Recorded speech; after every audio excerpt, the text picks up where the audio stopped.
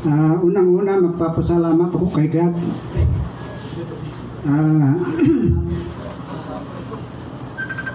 Pangalawa, mga anak ko na silang naghanda, saka sa asawa ko na napakabait, napagmahal.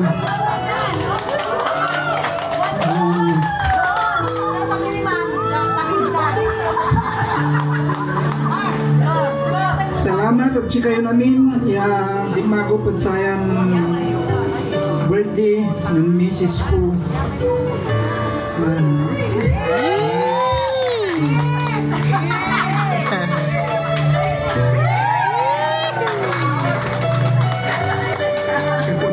Kakulado ko yan pangsalita ka antayo mo lang ko.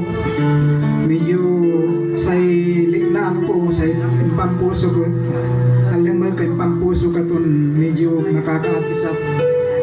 Salamat at kayo namin.